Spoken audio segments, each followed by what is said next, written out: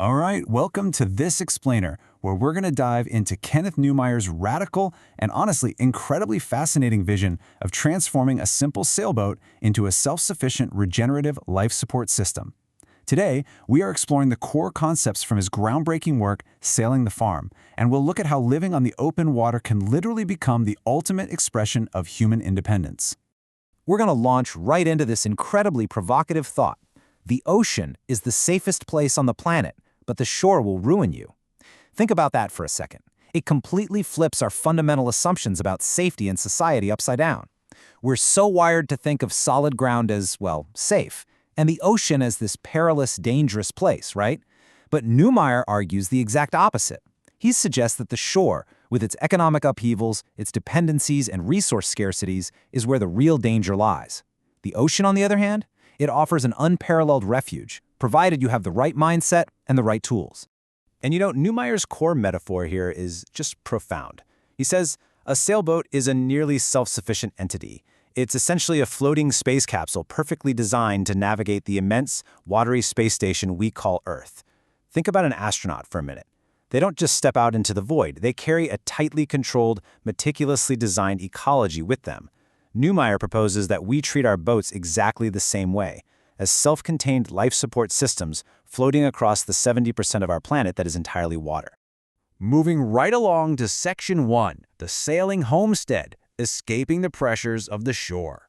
So you might be wondering, why on earth would anyone completely uproot their life, leave a comfortable house, and move onto the water? Well, it really comes down to a stark contrast between the heavy burdens of shore life and the absolute freedom of living off the grid. On land, you're anchored. You've got property taxes, crazy utility bills, and you're tied down when economic or political gales start blowing. But out on the water, your energy comes from the free wind. You don't have a yard to maintain. If the climate, whether that's weather or politics, gets too stormy, you literally just pull up the anchor and sail away to a better horizon. To put that into perspective, there are roughly 100,000 miles of practically deserted seacoast along the Alaskan and Canadian shorelines alone. With a small 30-foot boat and the proper skills, you are suddenly equipped to roam wherever your intuition guides you. You bypass the traditional landlubber traps entirely. You can live like an absolute king in the wilds on your own self-contained module, completely free from the supervision that tends to bog down life on shore. Okay, let's jump into Section 2, the floating space station, outfitting the ultimate seastead laboratory. Because to survive out there, your boat really has to become a fully functional ecology. Take Neumeyer's own 40-foot vessel, La Leoness. He literally ripped out the standard luxury stuff and replaced it all with cutting-edge survival technologies to create a closed-loop system. He didn't want a weekend cruiser. He wanted a floating laboratory. He turned his front sleeping cabin into a greenhouse to grow fresh sprouts. He installed solar stills for fresh water, solar panels on the roof, and even a nitrogen gas system to preserve bulk food. It's the perfect example of prioritizing actual life support mechanics over aesthetics. Next up, Section 3, rethinking food and energy, adapting to the ocean's ecology. So to live this independently without constantly running back to port for expensive supplies, you have to completely change how you look at food and energy. They're intrinsically linked out there. The ocean and its coastlines are just teeming with free resources, wild seaweeds, salmon, you name it. It turns the wild edges of the world into your own personal grocery store. Instead of relying on canned goods shipped from half a world away, a true sea-steeder learns to forage and harvest what the ocean's intricate ecology already offers for free. And here is a real game changer. Cooking your food on a boat is actually a massive waste of precious fuel and nutrition. The traditional approach of cooking destroys essential vitamins, and worse, it burns up unrenewable stove fuel that you have to buy and store. Instead, Neumeyer argues that germinating dried seeds in the galley perfectly maximizes both energy efficiency and your own health. With just a few 100 pounds of seeds, some dried fruit, and a solar still for water, a family can create rich, fresh green vegetables every single day, completely zero fuel, without ever heading to a store. It all comes down to keeping the system healthy.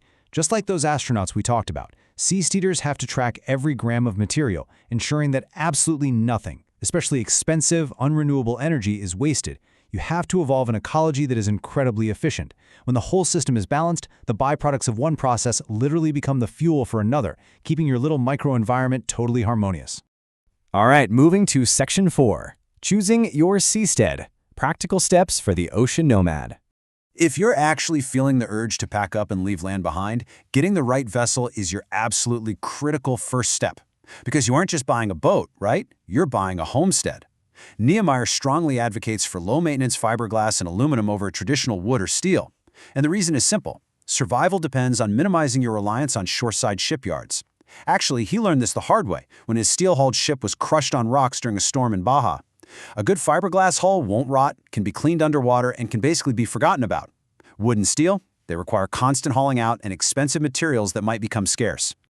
He also hammers home a really important point. Spend your money on tools, not land.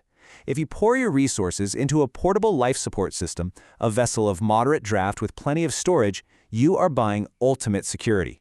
Land is static. If the political or social climate deteriorates around your house, you're stuck there. But a well-equipped boat gives you mobility, which is arguably our most important asset in an unpredictable world. Because at the end of the day, our greatest evolutionary advantage as humans is our adaptability. We aren't locked into one specific environment. We invent underwater breathing gear, we build airplanes, and we design highly efficient sailboats. A well-equipped sailboat is simply the ultimate tool for adapting to a life of boundless freedom. It lets us thrive in the massive, watery environments that cover our planet. So, as we wrap up this explainer on sailing the farm, you really have to ask yourself a serious question. Are you prepared to trade the familiar illusions of shore security for the raw, unbridled reality of the ocean? Could you simplify your life, adapt to a closed-loop system, and view the world not as a series of borders and nations, but as one vast, navigable space station? It's a pretty radical thought, but honestly, it might be the most liberating one you'll hear today. Keep learning, keep exploring, and until next time, stay focused.